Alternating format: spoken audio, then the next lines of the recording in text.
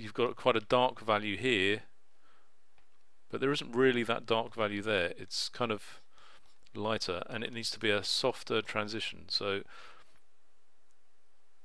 I think the main issue here is that you've gone to using a smaller brush too soon. So you need to stay with a bigger brush, and so you can, and a different type of brush as well, so you can blend those, soften those transitions.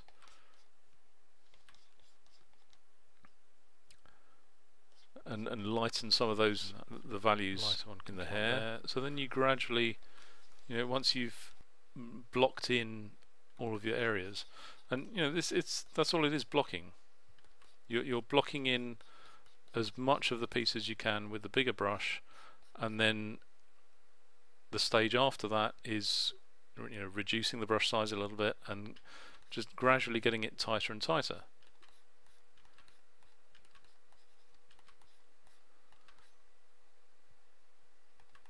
So if we follow a process, then it'll generally steer us in the right direction.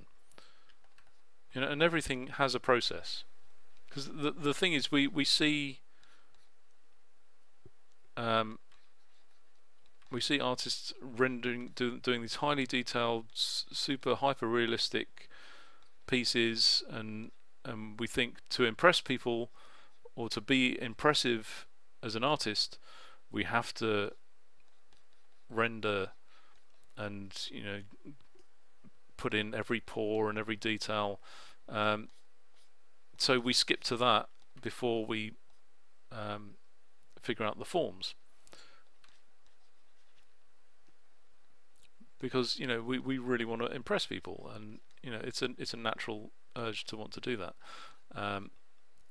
But we're going to impress people more if the forms are right first, and then we render on top of that. Because there's no point in rendering a badly structured form.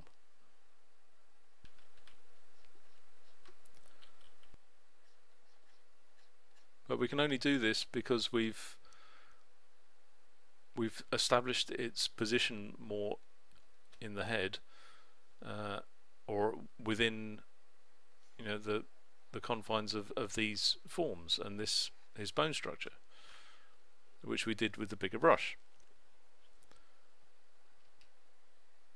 And then we can go in and start to render this hair coming down here more, and but even that's probably a stage too soon. I would probably go back to a bigger brush and start rendering a bit more still.